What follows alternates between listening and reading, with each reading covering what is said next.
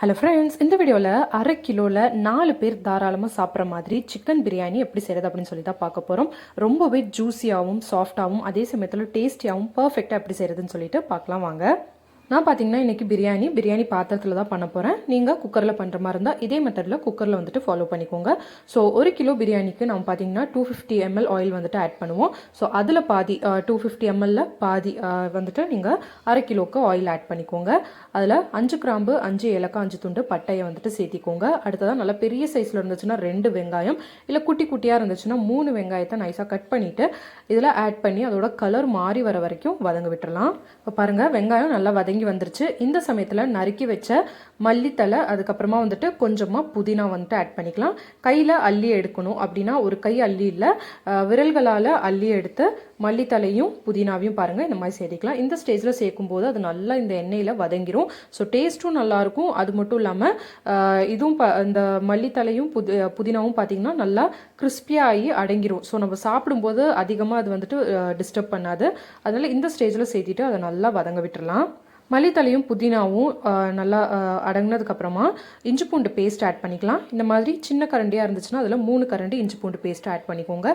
இல்லை நீங்கள் ஸ்பூனில் ஆட் பண்ணுற மாதிரி இருந்தால் பெரிய ஸ்பூனாக இருந்துச்சுனாக்கா 2 ஸ்பூன் அளவுக்கு இஞ்சி பூண்டு பேஸ்ட்டு அள்ளி எடுத்து ஆட் பண்ணணும். இல்லை குட்டி ஸ்பூனாக இருந்துச்சுன்னா அதில் வந்துட்டு 5 ஸ்பூன் அளவுக்கு இஞ்சி பூண்டு பேஸ்ட்டு ஆட் பண்ணிக்கோங்க. இஞ்சி பூண்டு பேஸ்ட்டோட அந்த பச்சை ஸ்மெல் போகிற வரைக்கும் நல்லா ஒரு கிளறிக்கலாம். அடுத்ததாக இதில் மசாலா ஐட்டம்ஸ் ஆட் பண்ணிக்கலாம். ஸோ ஃபர்ஸ்ட் பார்த்திங்கன்னா 1 ஸ்பூன், இது வந்து குட்டி ஸ்பூன். ஸோ 1 ஸ்பூன் எடுத்து மல்லி பவுடர் வந்துட்டு ஆட் பண்ணிக்கலாம். அடுத்ததாக அதே ஸ்பூனில் 1 ஸ்பூன் மிளகாத்தூள் ஆட் பண்ணிக்கலாம். இதுவே 1 கிலோன்னும் போது நீங்கள் இந்த ஸ்பூனாக இருந்துச்சுன்னா 2 ஸ்பூனாக ஆட் பண்ணுங்கள். இல்லை அந்த டேபிள் ஸ்பூன் பெருசாக வரும் இல்லையா, அதுவாக இருந்துச்சுன்னா 1 ஸ்பூன் அள்ளி ஆட் பண்ணாலே போதும். இது சின்ன ஸ்பூனுங்கிறனால அரை கிலோவுக்கு ஒவ்வொரு ஸ்பூனாக ஆட் பண்ணுறேன். அடுத்ததாக நம்ம இதில் ஆட் பண்ணுறது பட்டை, கிராம்பு, ஏலக்காய் பவுடர். அது வந்து 1/4 ஸ்பூன் அளவுக்கு ஆட் பண்ணிக்கலாம். இதுவே 1 கிலோ பிரியாணியாக இருந்தால் அரை ஸ்பூன் அளவுக்கு ஆட் பண்ணிக்கோங்க. ஒருவேளை உங்ககிட்ட இந்த பட்டை, கிராம்பு, ஏலக்காய் பவுடர் இல்லை அப்படின்னா ஒரு பாதி வெங்காயத்தை எடுத்துக்கோங்க. அதில் ஒரு 5 கிராம்பு, 5 ஏலக்காய், 5 துண்டு பட்டையை போட்டுட்டு நல்லா மிக்சியில் வந்துட்டு மையாக அரைச்சிட்டு நீங்கள் ஆட் பண்ணிக்கலாம். இல்லை இந்த பவுடர் எப்படி செய்யணும் அப்படிங்கிற அந்த வீடியோவும் பார்த்தீங்கன்னா ஆல்ரெடி நான் வந்துட்டு அப்லோட் பண்ணியிருக்கேன். அதை பார்த்துட்டு கூட நீங்கள் செஞ்சு ஸ்டோர் பண்ணி வச்சுக்கலாம். இப்போ மசாலாவெல்லாம் சேர்த்துட்டு நல்லா கிளறினதுக்கப்புறமா நல்லா பழுத்த தக்காளியாக, பெரிய சைஸ் தக்காளியாக 3 தக்காளி எடுத்துகிட்டு பெரிய பெரிய துண்டாக கட் பண்ணிவிட்டு இதில் ஆட் பண்ணிக்கலாம்.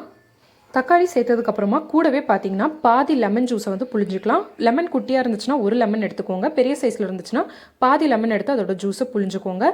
இந்த ஸ்டேஜில் நம்ம லெமன் ஜூஸ் புழியும் போது நமக்கு அடிப்பிடிக்காமல் இருக்கும். இப்போ இந்த தக்காளியை நல்லா வந்துட்டு குழையிற அளவுக்கு வேக விட்டுறலாம். தக்காளி நல்லா வெந்ததுக்கப்புறமா சிக்கன் ஆட் பண்ணிக்கலாம். நான் பார்த்திங்கன்னா அரை கிலோ சிக்கனை நல்லா கழுவி எடுத்து வச்சுருக்கேன். அந்த கழுவிட்டு அந்த சிக்கன் தண்ணியை வந்துட்டு கழுவின தண்ணியை வற்ற வச்சுட்டு எடுத்துக்கலாம். பிரியாணிக்கு பார்த்திங்கன்னா சிக்கன் பீஸ் கொஞ்சம் இந்த மாதிரி பெரிய பெரிய சைஸில் இருக்கணும். அப்போ தான் பார்த்திங்கன்னா உடையாமல் வரும். நீங்கள் குட்டி குட்டி பீஸாக போட்டுட்டிங்கன்னா அது வந்துட்டு ரொம்பவே சீக்கிரமாக குக் ஆகி உடஞ்சி போயிடும். அதனால் பெரிய பீஸாக வாங்கிக்கோங்க. சிக்கன் ஆட் பண்ணிவிட்டு கூடவே பார்த்திங்கன்னா ஒரு பாதி கப் தயிர் ஆட் பண்ணிக்கலாம். தயிர் ஆட் பண்ணி நல்லா ஒரு கிளறணும். கூடவே தேவையான அளவு உப்பையும் சேர்த்திக்கலாம். இந்த ஸ்டேஜில் உப்பு சேர்த்தா தான் அந்த சிக்கன் வந்துட்டு நல்லா உப்பு பிடிக்கும். உப்பு சேர்த்து நல்லா கலந்ததுக்கப்புறமா மூடி போட்டுட்டு எண்ணெய் பிரிஞ்சு வர வரைக்கும் வெயிட் பண்ணிக்கலாம். பாருங்கள், இந்த மாதிரி எண்ணெய் பிரிஞ்சு வந்ததுக்கப்புறமா இப்போ இதில் நம்ம தண்ணி சேர்த்திக்கலாம்.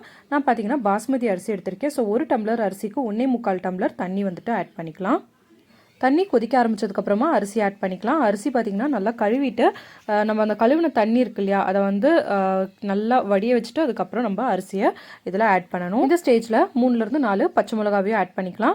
காரம் அதிகமாக வேணாங்கிறனால நான் பார்த்திங்கன்னா லாஸ்ட்டில் பச்சை மிளகாவை ஆட் பண்ணுறேன். உங்களுக்கு நல்லா காரம் அதிகமாக வேணும்னு நினச்சிங்கன்னா பிகினிங்லேயே பார்த்திங்கன்னா நீங்கள் இந்த நம்ம புதினா மல்லி ஆட் பண்ணுவோம் இல்லையா, அந்த ஸ்டேஜ்லேயே நீங்கள் பச்சை மிளகா ஆட் பண்ணிக்கலாம். இப்போ லைட்டாக ஒரு கிளறிட்டு இந்த தண்ணி வத்துற வரைக்கும் மூடியை வந்துட்டு நம்ம மூடி வச்சிடலாம். ஆனால் பக்கத்தில் நிற்கணும், ஏன்னா டக்குன்னு அந்த தண்ணி பார்த்தீங்கன்னா வத்திரும்.